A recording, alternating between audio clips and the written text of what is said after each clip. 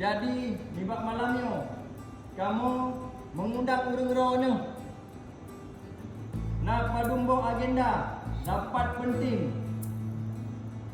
yang sama-sama bertanya dan semikir pemerintahan kampung, kelembagaan berserta masyarakat sama-sama tak pikirkan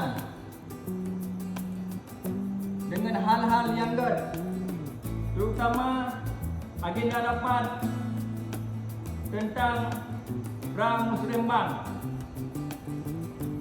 menyangkut dana desa 2026. Yang kedua,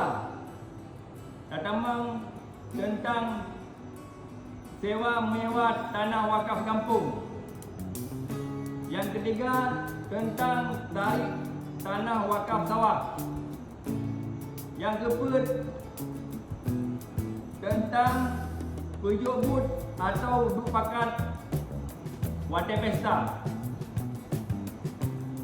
Yang kelima, Samadiyah di hari hijau.